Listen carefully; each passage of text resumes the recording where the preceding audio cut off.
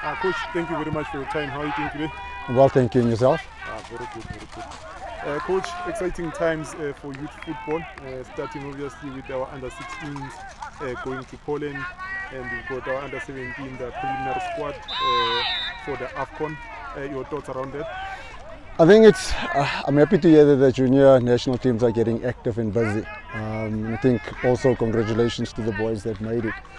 I think from our side, or from a personal perspective, it would be nice to know what the process is to get players into the national teams. I mean, if you look at Highlands Park, last year we won under 17 GDL, the league.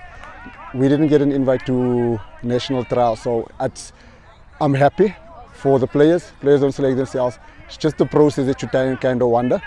But I wish them well. Under 17s, under 16s, hope they do well, representing the country. Like I said, it would just be nice if the process is a little bit more transparent. Coach, there's also SAFA recently announced the under-15 inter-provincial tournament, and I think a few weeks ago, CAF President Dr. Patrice Motsepe announced a sponsorship of around 150 million into schools football. How important is that investment, and as well as the establishment of the under-15 inter-provincial tournament for the development of the game? I think overall, in terms of wherever you invest in junior football or in the development of football, the more we get investment, the better. I think very important for me would be the efficient use of the resources, not only in terms of just activity, but also activity that has an impact. And I'm hoping there will be I don't have a full view on it, but it would be nice if there's an element in terms of from a coaching perspective, from an administrative perspective as well. That would be good. But listen, exciting times if there's money coming into development of football.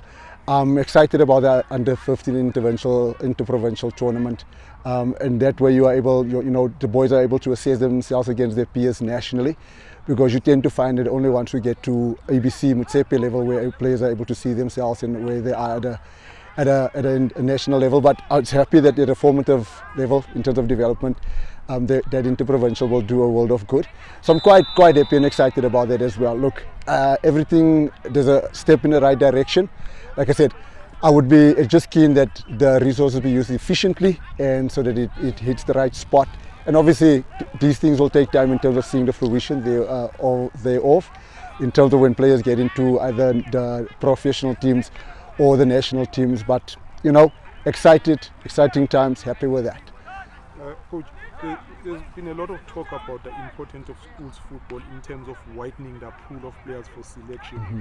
But obviously, what do you think are the support structures or factors that needs to be in place to enable so that when you start having school sport competitions, there's right coaching, there's right administration, and obviously SAFA at provincial and national are able to scout and see all these players to ensure that when we select teams, we get the best from the entire country. Because some people are raising questions, these squads, they look like they are Cape Town and Josie only and so on. So obviously at this stage maybe it's difficult to cast the net wide, but with schools football and the investment happening, how important will that ensure that every child gets a chance? I think if, like I said earlier, and I don't blame people for complaining about it seems like a national teams are Joburg and Cape Town only. And like I said, if we all just knew what the process was, then you'd be comfortable with it and nobody would have any concerns. I think from a school's perspective, what schools allow you and give you is infrastructure, structure, gives you numbers. Because, football in South Africa, as much as we're not on the map worldwide from a soccer perspective, it's still the most participated sport in the country. And schools has played over the years a very important role in getting players coming through the system. The fact that it's now going to be formalized in terms of the interprovincial setup is going to allow more players. The net will be widened, so our frame of reference won't just be the GDL. Because if you're going to speak to me, I'm going to refer to the GDL, because GDL is the level of, in terms of how we gauge junior football in Gauteng, for instance. But the minute we start seeing schools coming through, your Claphams are doing well. Obviously, there's a link to Sundowns. Your School of Excellence are doing well. There's those type of elements. But the important components to it is the fact that schools give you numbers, they give you infrastructure, the resources from a Department of Education will also allow and enable that. But then on top of that, like you mentioned, coaches' education is so important. I'm a bit worried in South Africa where it seems like it's found that because you are an ex-professional, and I use the word ex-professional deliberately because I'm an ex-player. I just didn't play professional football. But where it seems like the ex-professionals are the end-all and be-all. We need to educate guys properly. Our football is struggling because our coaches are not properly educated. But I think that has to go hand in hand with the infrastructure, with the schools, and that I think hopefully some of that 150 million will also be used in terms of the coaches' education. I mean, someone like myself, we've been waiting for 7 years for KFA license. I know there's a big group of us. You had coaches like Coach Surprise, it was on KFB, and he's in MDC now. But guys are waiting for KFA. I find myself in corporate world, so I may not necessarily want to do the KFA necessarily, but there's a whole lot of guys that are taking football seriously. And we need to get those guys on board, because you're always sitting with a problem in South Africa that when our teams go to CAF, they can't sit on the bench, the coaches can't sit on the benches because they don't have the right qualifications. But coaches' education is important, because if the coaches know what they're doing, they can impart that to the players. If the players know what to do, they are able to execute and apply themselves better. In that way, we get the levels, the quality and the levels higher. In that way, our football improves overall. So if that happens from a school perspective to GDL perspective to a whole national level, then fabulous.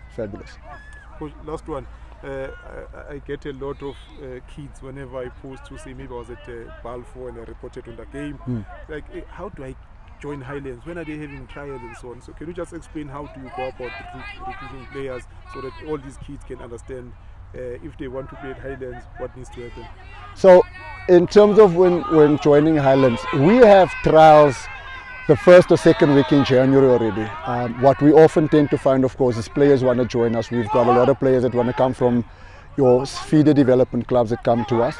But we do get boys that walk in that are very good. I mean, there's a couple of boys that played for us today, or has been signed this season, that came and that were recommended, that wanted to join. So you want to join Highlands? We start with trials first, second week of January already. I've got players sending me messages now, coach, I want to join. We've done with our trials weeks ago, months ago. So with Highlands Park, we start trials early, like I said, first, second week in January. Sometimes we even, like the end of last year, we trained in November still, so players we still had a look at some players and we brought some of them back. Then we looked at boys in January and February.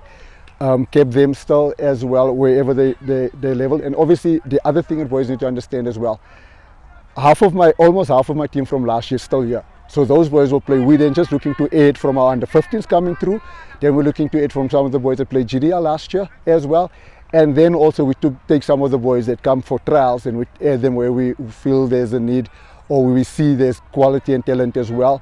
We either make also, if we can't take boys, and I tend to do referrals to other coaches, because my peers are also doing trials and they're also looking for players. So where we've got donor space available, I tend to do referrals as well. But Highlands, if you come for trials are early in the year, so that by the end of February we are done with trials. We're starting registration process for the year ahead, and that's how it works within Highlands space. Coach, thank you very much for your time and all the best going forward. Thank you very much.